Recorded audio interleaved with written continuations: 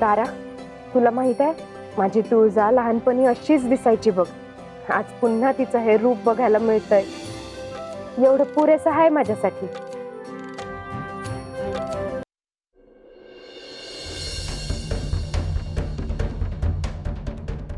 का असं गप कायचा? काय नाही. काय नाही म्हणजे? बोला, तुमचा चेहरा काहीतरी वेगळंच सांगतोय. बाबा असं मनात ठेवू नका. ऐकायचंच आहे ना तुला, तर ऐक. आज जे आत्यासोबत घडलं ते मला अजिबात आवडलं नाही. अजून बी तुमच्या मनात तेच आहे व्हय? अहो मला बी ते आवडलं नाही, पण मी खरंच सांगते, मी आत्याबाईला अंगण झाडायला लावलं नव्हतं. मी सकाळीच समजा अंगण झाडून घेतलं होतं. मग ह्यो अंगणात एवढा कचरा आला कुठून?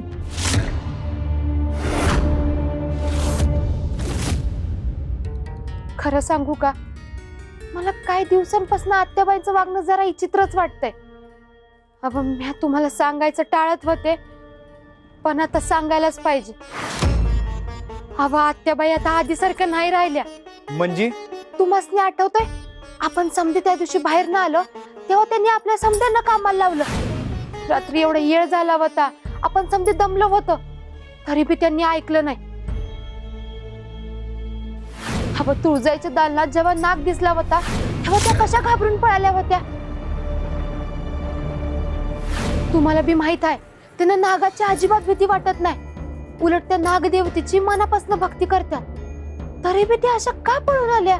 काय बोलतेस तू सकू? अहो मी खरंच सांगते, त्या दिवशी पुरणपोळीचा आठवा.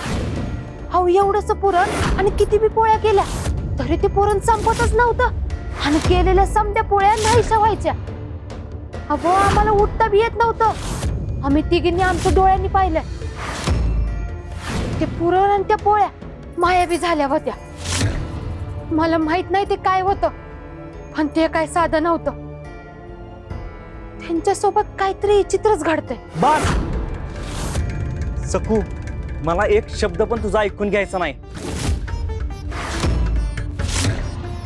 तुला माहितीये आत्या मला काय म्हणाली ते? सकूवर रागावू नकोस, सकूचं मन समजून घे. आणि तू आत्याबद्दल इथं असं बोलतेस? हवं, मी त्यांच्याबद्दल काही वाईट बोलत नाही. मला फक्त जे जाणवलं तेच सांगते. एकदा ते आपल्यावर नाराज झाल्या तर तू त्यांना असूर बनवून टाकल्यास. माळे पुरणपोळ्या हे असं कुठं असतंय का? अहो माझं एकदा ऐक. बस, मला तुझं काहीच ऐकून घ्यायचं नाही. लहानपणापासून माझ्यावर आत्याचं लय उपकार आहेत. त्यांनी आपल्यासाठी काय काय केले ते तुला अजून काहीच माहित नाही. आज त्यांना या वयात जर आपल्या घरात कामं करावी लागत असतील तर ती कामं मी करीन. मला त्यात काही बी कमीपणा वाटणार नाही. हो, मला तुम्हाला आत्याबाईंबद्दल सांगून त्यांच्या विरोधात उभा करायचं नव्हतं. मी फक्त बस, जर तुला आत्याबाईंचा एवढा त्रास होत असेल तर तू त्यांचं काय करू नकोस. त्यांचं सगळं म्या करेन. हवं, माझं ऐकून तरी घ्या. मला तुझं काहीच ऐकून घ्यायचं नाही आणि मला इथे थांबायचं पण नाही. हवं, अहो ता काय चुकीचं बोलले मी? झालं, जिथं प्रेम होतं तिथं संशयाचं बी पडलं. आता सकूला तोडायला मला फार काय करायची गरज नाही. तिच्या घरातलाच माणूस आता तिच्या विरुद्ध उभा राहिला आहे.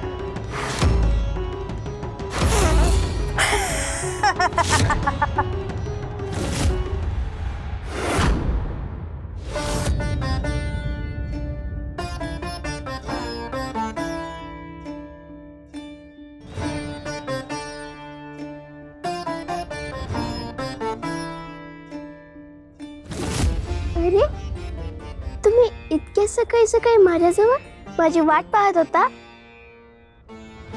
वय ग, माझ्या मनात ना एक गोष्ट होती बघ, पण तुला कशी सांगू तेच कळत नव्हतं. आई, माझ्याशी बोलताना इतका संकोच कधीपासून करू लागलीस? मी विश्वाचा भार सांभाळत असले तरी माझ्या चुका आणि मला सांगणारी तूच आहेस. मग आज इतका विचार का करतेस? कारण आम्हाला जे करायचंय ते तुमच्या ठरवलेल्या लीलेसाठी योग्य आहे की नाही याची आम्हाला खात्री नाही. असं काय करायचं तुम्हाला? अगं, तू लहान जगदंबा रूपात होतीस ना, तेव्हा मला लई हौस होती बघ तुला तयार करायची. तुला उठणं लावायचं, नाहूमाखू घालायचं, केस इंचरायचे, तुझे समदे लाड करायचे. आता तू पुन्हा लहान झाली आहेस, तर माझी ही इच्छा पुन्हा जागी झाली आहे बघ. एवढंच ना? मग याच्यासाठी इतका संकोच कशाला? कारण आज आम्हाला तुम्हाला या रूपात गावात घेऊन जायचंय. काल तुम्हीच म्हणाला होतात ना, तुळजापुरातील लोकांना हे कळायला हवं की त्यांच्या देवी त्यांच्या सोबतच आहेत. म्हणून आज आम्हाला तुम्हाला तुमच्या देवी रूपासारखं सजवायचंय. तुम्हाला त्यात आनंद मिळणार असेल तर मला काहीच हरकत नाही. पण तुझ्या योजनेत अडथळा तर येणार नाही ना ग? आला तर पाहू.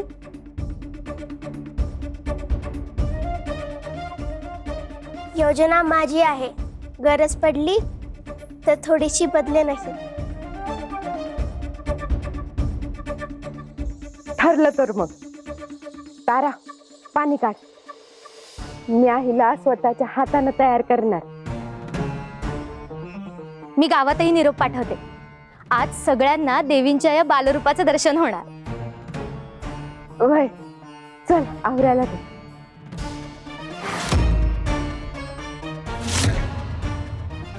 मला जे हवं होतं अगदी तसंच घडत आहे. आणि आता पुढे जे घडणार आहे तेही माझ्या इच्छेप्रमाणेच घडेल. म्हणजे आमचा अंदाज योग्य होता. तुळजापुरातच आहे, लहान बालिकेच्या रूपात.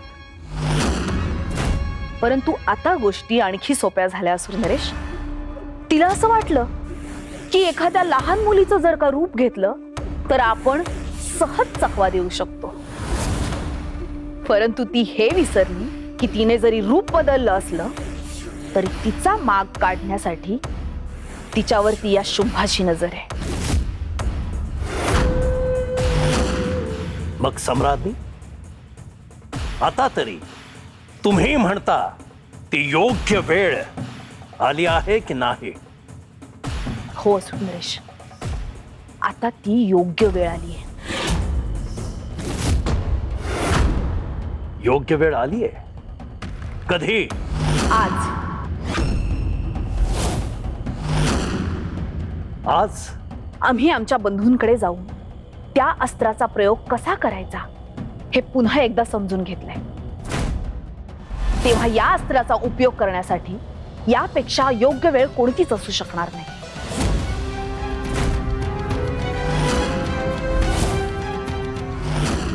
पण सम्राज्ञी, तुळजा तिच्या वाड्यात असेल तर तिच्यावर प्रहार करणं सोपं नाही. आधी तिला तिच्या वाड्यातून बाहेर काढावं लागेल. दादा, त्याची सोय मी केली आहे. कशी? जेव्हा मी काही काळ तुळजापुरात राहत होते तेव्हा माझ्यावर हल्ला झाला होता.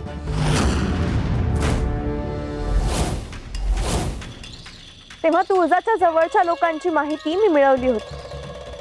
त्यांच्या सवयी, त्यांची कमकुवत बाजू आणि तिच्यावर विश्वास ठेवणारी माणसं सुद्धा. हो, परंतु त्याचा इथे काय उपयोग? उपयोग तर आहे सम्राज्ञी. दादा, त्यातील एकीला मी संमोहित केलं आहे. आता ती मी सांगेल तसंच वागेल.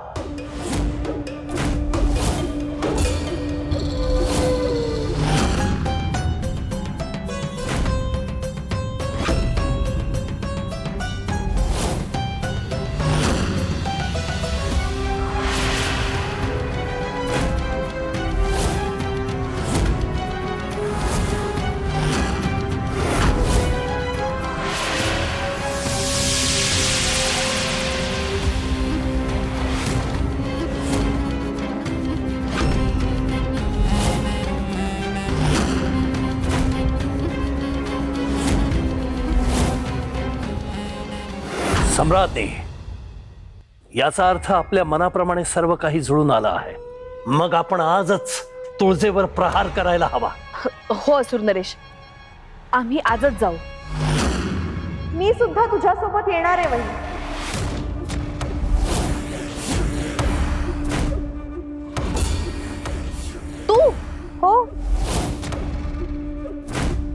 कदाचित तिथे गेल्यावर मला काहीतरी आठवेल.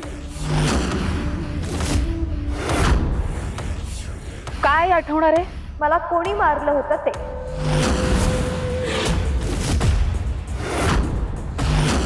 कदाचित तुळजापुरात गेल्यावर ती आठवण परत येईल, नाही का?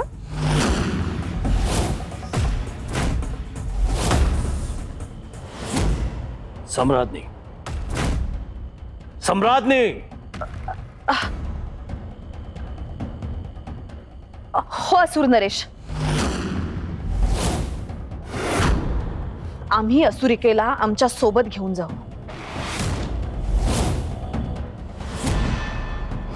मग आता हे निश्चित झालं, आज तुळजेवर निर्णायक प्रहार होईल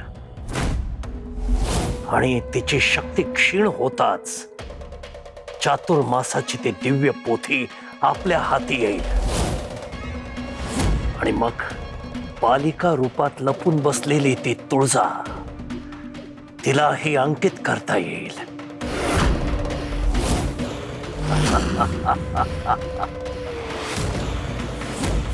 कदाचित आज तुळजापुरामध्ये तुळजेची अंतिम सायंकाळ असेल.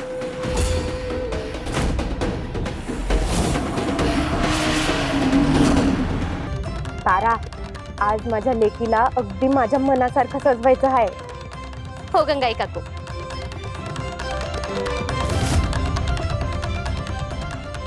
किती गोड दिसतीये ग ही.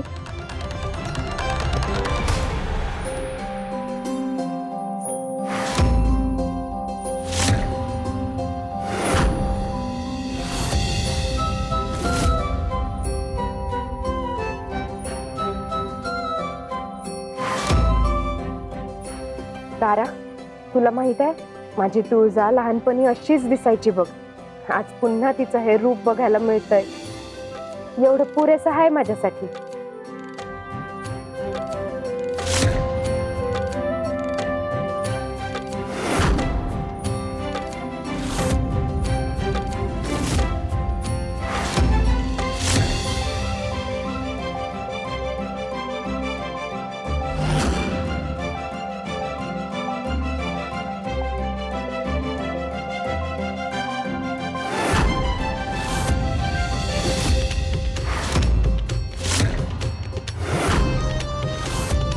देवी,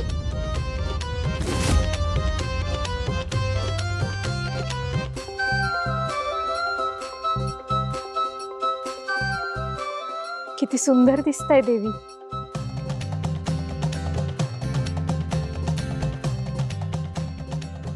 चला, बाहेर सगळेजण तुमची वाट पाहत आहेत. तुमच्या भक्तांना तुमचं दर्शन घेऊ द्या. आज तुझ्या या रूपानं समद्या गावाचं मन भरून जाऊ दे.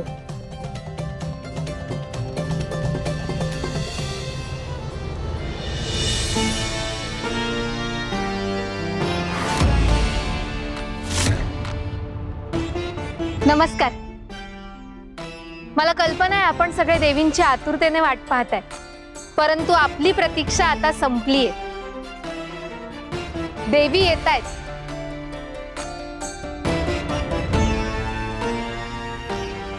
आज बऱ्याच दिवसांनी देवीचं दर्शन होणार आहे. किती दिवसापासून या क्षणाची वाट पाहत होतो.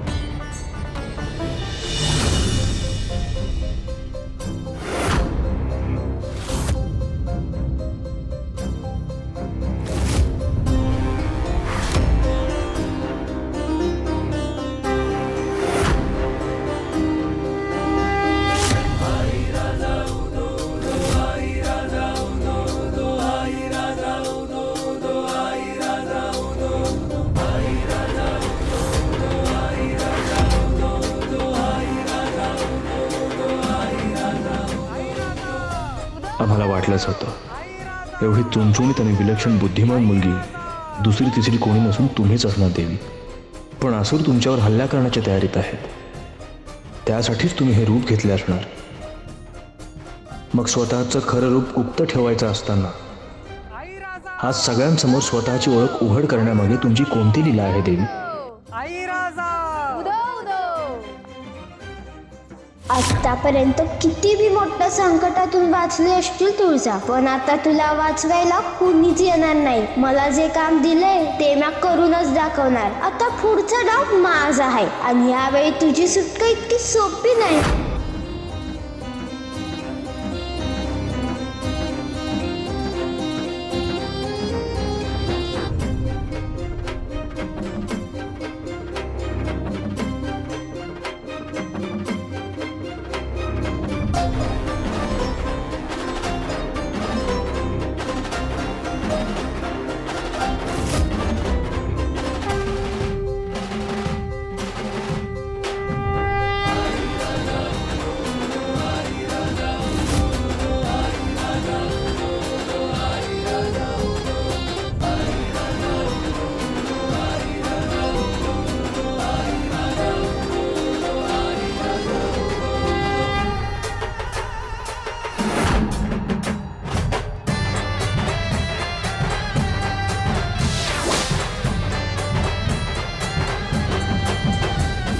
हे घ्या, न्याहारी बांधून दिल्या, येळ्यात खाऊन घ्या.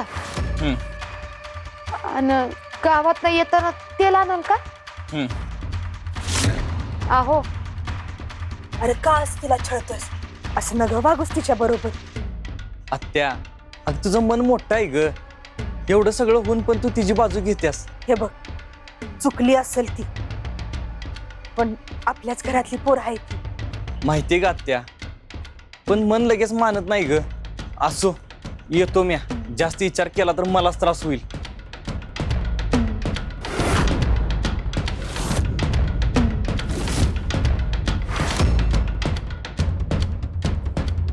सुरू झालं का पुन्हा अस्वट ढाळणं? बाई बाई बाई, काय ती अवदसा सुचली मला, आणि तुझ्यासारख्या अनाथ पोरीचं लग्न ह्या घरामध्ये करून दिलं मी.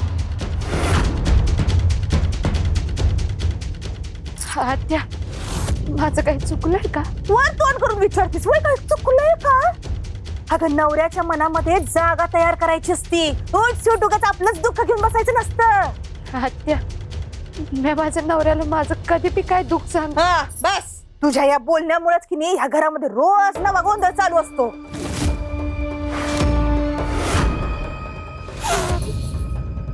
आत्याबाईनं मारलेली रेग देवाला बी पुसता यायची नाही.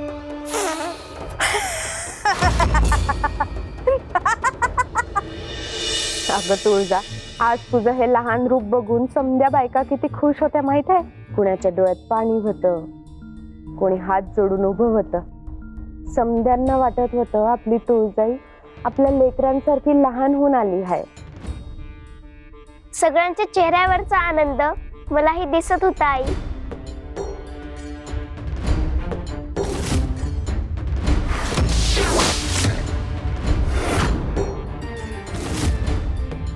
देवी, तुम्हाला भेटायला कोण आले बघा.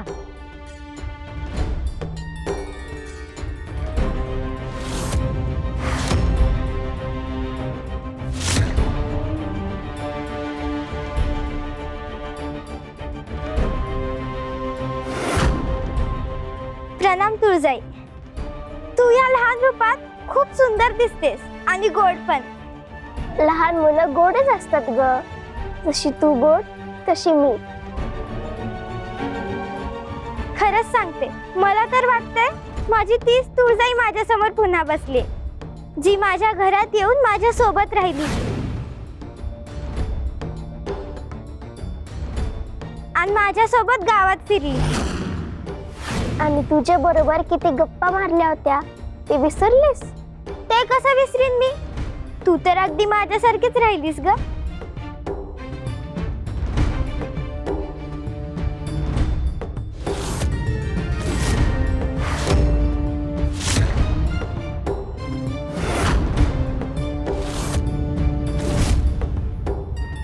मीच तर होते. केवळ तेव्हा तुला माझं खरं रूप माहित नव्हतं. तुळजाई, पण माझी एक शेवटची इच्छा आहे. आता काय तू अशीच लहान होऊन पुन्हा आमच्यात येणार का? आमच्या संग खेळणार? ओवी, अगं हा कसला हट्ट? लहान दिसत असल्या तरी त्या साक्षात देवी आहेत. तुळजाईभर खेळायचंय. त्यात काय हरकत आहे? हा सगळा विश्वाचा पसारा एक खेळच तर आहे. मग हा खेळ मी हिच्यासोबत खेळला तर काय बिघडलं? खरंच? मग आता मी कुणाला बी घाबरणार नाही.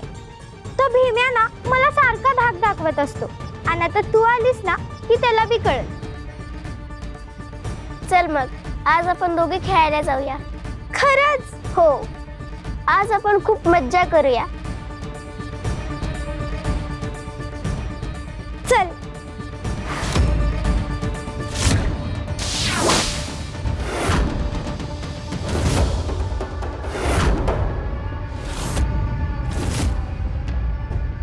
काय झालं ग तुळजाई? चल ना. येते.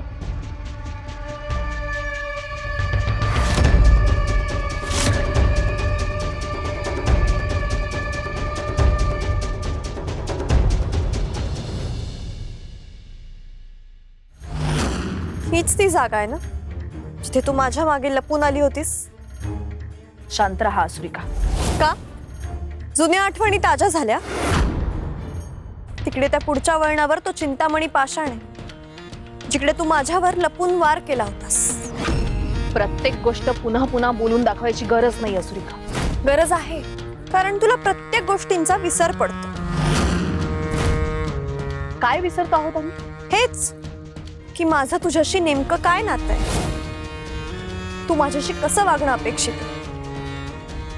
कदाचित प्रत्येक वेळी तुला या गोष्टींचा विसर पडतो आणि म्हणून तू माझ्याशी वैर घेतेस. म्हणून तुला त्या गोष्टींची पुन्हा पुन्हा आठवण करून द्यावी लागते. हे सगळं नंतर पाहू. आधी ज्या गोष्टीसाठी आलो आहोत त्या गोष्टीवरती लक्ष केंद्रित करू. तू ज्या व्यक्तीला संमोहित केलं होतंस त्या व्यक्तीने तिचं काम केलंय की नाही हे आपल्याला तपासायला हवंय.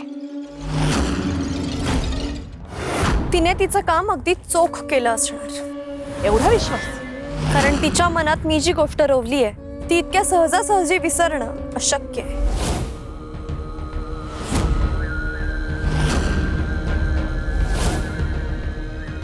तिने जर का तिचं काम पूर्ण केलं असेल तर मग आपला डाऊन नक्कीच पुढे जाईल.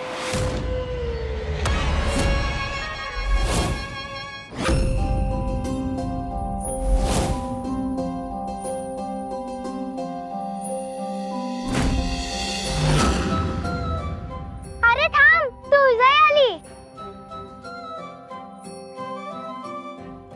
हो, ही बालरूपातली तुळजाई आहे आणि आज आम्ही तुमच्या संग विट्टू दांडू खेळायला आलोय.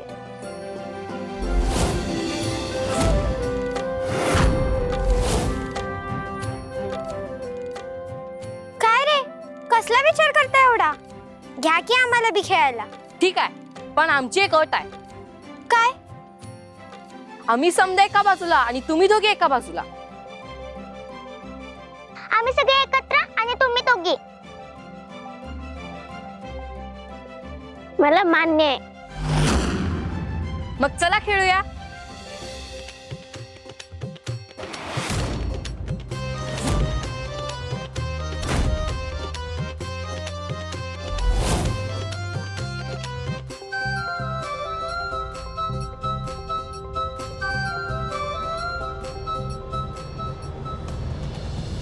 मी नेमलेल्या व्यक्तीने तिचं काम अगदी चोख केलंय. तुळजा महालापासून दूर आहे आणि तिच्यासोबत कोणीही सैनिक नाही. अजून ती थोडी जवळ यायला हवी म्हणजे आपल्या योजनेमध्ये कोणताच अडथळा येणार नाही.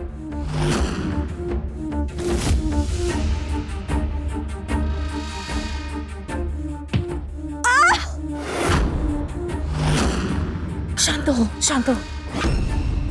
एवढ्या लांब कशी काय मारलीस तू विटी? तर आमच्यातलं कोण बी जाणार नाही विटी आणायला. तूच जा आणि घेऊन ये. ठीक आहे, आणते. एवढं काय त्यात?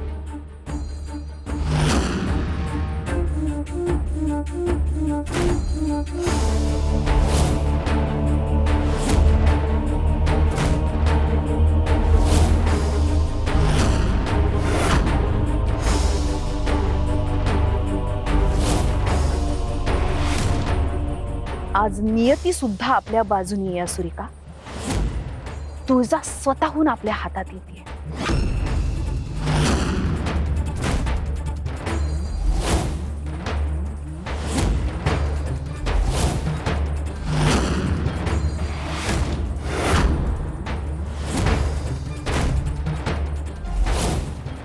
आम्हाला भ्रमित करण्यासाठी हे तू लहान मुलीचं रूप धारण केलेस आणि आता निर्भयपणे सगळ्यांना सांगतेस की तूच तुळजा आहेस म्हणून. आम्ही तर तुला केव्हाच ओळखले, परंतु आज मात्र तुझं हेच बालरूप तुला वाचवणार नाही. शुंभा, हे करू नकोस, थांब. आता थांबण्याची वेळ निघून गेलीये तुळजा.